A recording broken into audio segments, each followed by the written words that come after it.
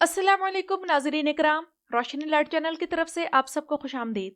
नाज़रीन इकराम, मेरी आज की वीडियो कुरैशिश मान के बारे में है और आज की इस वीडियो में एपिसोड 183 पर व्यू के साथ साथ आने वाले ट्रेलर पर भी तबसरा होगा।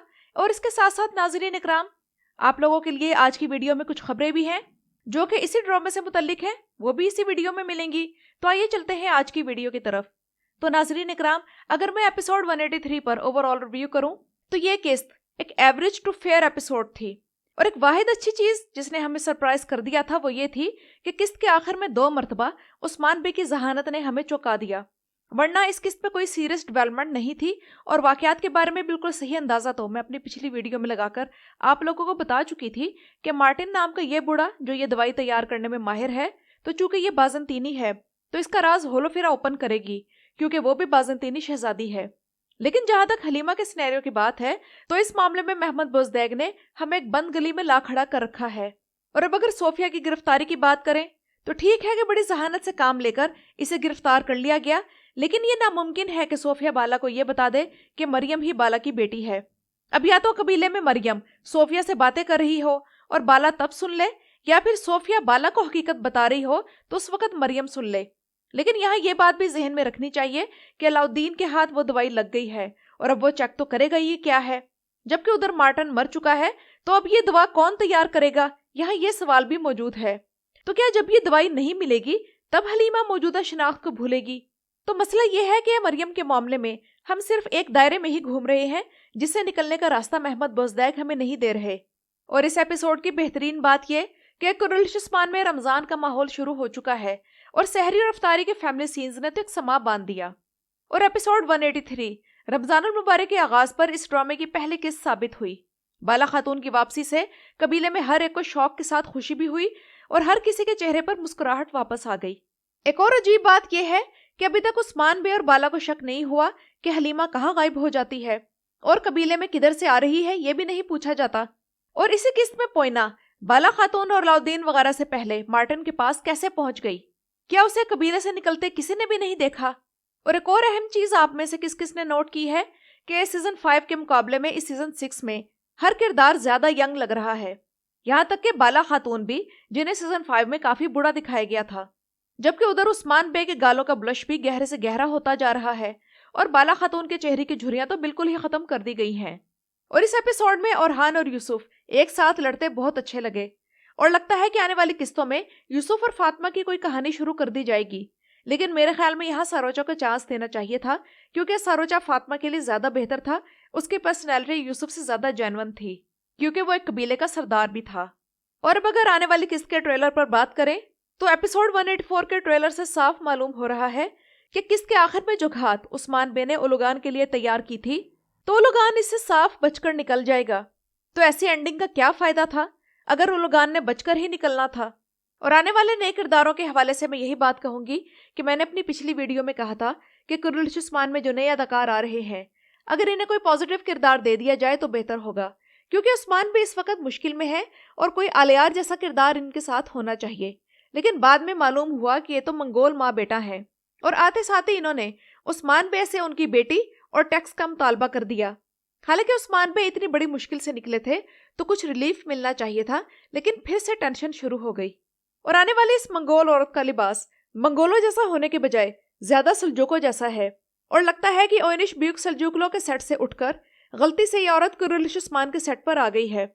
इस मंगोल औरत पर मैं तबसरा यही करूंगी कि ये मुझे इस्माहान सुल्तान का मंगोल वर्जन लगी है, वैसा ही तकब्बुर, वैसा ही गरूर और वैसा ही गुस्सा, जबकि इसका बेटा सुल्तान अलाउद्दीन याकुबाद की कॉपी है जो कि सिर्फ माँ के इशारों पर चलता है। और माँ के इशारों पर चलने से मुझे याद आया कि सुनने में आ रहा है कि उलुगान एपिसोड 185 तक रहेगा। तो अगर उलुगान का किरदार खत्म हो जाता है तो इसके बाद नाजरीन इकराम, इस ड्रामे की ये सूरत हाल होगी कि इसमें हर तरफ औरतें ही औरतें होंगी जो कि उस्मानियों की दुश्मन होंगी।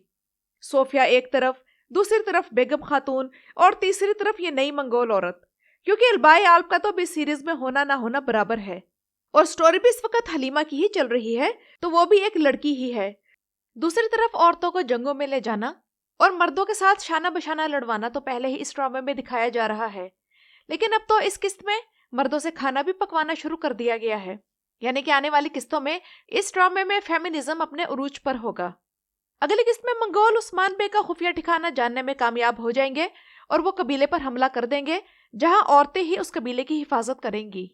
तो मुझे लगता है कि राइटर्स को खुद भी कुछ समझ नहीं आ रहा कि अगली किस्त में क्या होने वाला है, तो हम में और उनमें कोई फर्क नहीं।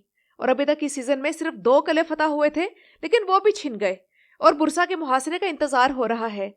और मैंने नोट किया है कि पिछली 2 किस्तों में बुरसा के मुहासरे का जिक्र किया गया है, लेकिन इस वक्त उस्मान बे को जिस कदर कमजोर दिखाया जा रहा है, तो बुरसा का मुहासरा भी मुमकिन नहीं। और नाज़रीन इकराम, इस किस्त की रेटिंग 7.30 रही और पिछले कई एपिसोड से कुरैश उस्मान की यही रेटिंग स्टेबल जा रही है। लेकिन आने वाले दिनों में कुरैश उस्मान को इंतहाई टफ टाइम मिलने वाला है। वो इस तरह कि तुर्की की एक ड्रामा सीरीज जिसका नाम अशरफ रोया है, यानी अशरफ का ख्वाब, तो इसमें तुर्की के ब्लॉकबस्टर अदाकार चागाताय ओलुसवाय मरकजी किरदार प्ले कर रहे हैं और फैसला ये हुआ है कि ये ड्रामा बुध के दिन रिलीज किया जाएगा। और नाज़रीन इकराम, क्या आप जानते हैं कि अगर ऐसा हुआ तो चागाताय ओलुसवाय ब्रॉक ओज़विद की टक्कर का अदाकार है और उसकी फैन फॉलोइंग तुर्की में ब्रॉक ओज़विद से कम नहीं। तो अगर ये ड्रामा बुध के दिन रिलीज किया गया तो ये कुरैश उस्मान के बहुत से फॉलोअर्स को अपनी तरफ खींचने में कामयाब हो जाएगा। अगर कुरैश उस्मान की कहानी ऐसी ही चलती रही, शायद इसी से महमद बोज़दैक को अपनी गलतियों का एहसास हो जाए। वैसे इस वक्त बुध के दिन रिलीज होने वाले ड्रामों में साहिब सिजलार पहले ही उस्मान बे से ज्यादा रेटिंग लेकर उसे टफ टाइम दे रही है, तो अब अशरफ रोया के आने से महमद बोज़दैक की मुश्किल में और इजाफा होगा। और मैं तो इस बात पर हैरान हूँ कि महमद बोज़दैक का एक और ड्रामा जो कि उन्होंने 5 साल की मेहनत के बाद तैयार किया था, जिसका नाम बिर ज़मान लार इस्तंबुल है, जो कि इस वक्त TRT पर नशर हो रहा है, तो नाज़रीन इकराम, इसकी रेटिंग इंतहाई कम है, यानी कि ये 2-3 से ऊपर ही नहीं जा रही। हालांकि इस सीरीज की तैयारी के लिए 5 साल काम किया गया, जो कि किसी भी सीरीज की तैयारी के लिए सबसे लंबा पीरियड है। और इसके सेट्स जो तामीर किए गए हैं, इन पर 2.5 साल लगे और सेट पर एक स्पेशल लाइब्रेरी भी बनाई गई और कॉस्ट्यूम्स भी उन्हीं लोगों से तैयार करवाए गए जिन्होंने once upon a time in Cyprus ड्रामे के लिए तैयार किए थे। और इस ड्रामे में इस्तांबुल का माहौल दिखाया गया है। लेकिन इतनी मेहनत करने के बावजूद ये ड्रामा वो मतलूबा रेटिंग नहीं दे रहा जो कि महमद बोज़दैक के मुताबिक मिलनी चाहिए थी। तो अभी सूरत हाल में इनके पास कुरैश उस्मान ही है जो कि इन्हें मुसलसल एक स्टेबल रेटिंग देते हुए जबरदस्त इनकम दे रहा है। लेकिन कहानी को जिस तरह घसीटा जा रहा है, तो ये ना हो कि लोग अशरफ रोया देखने लग जाएं, क्योंकि इस वक्त महमद बोज़दैक जिस मुश्किल सूरत हाल में है, तो उनकी वाहिद उम्मीद सिर्फ कुरैश उस्मान ही है। तो नाज़रीन इकराम, ये तो थी मेरी आज की वीडियो। अपनी राय का इजहार कमेंट्स में जरूर कीजिएगा। मेरे चैनल पर आने का शुक्रिया। इस किस्त की रेटिंग 7.3 रही।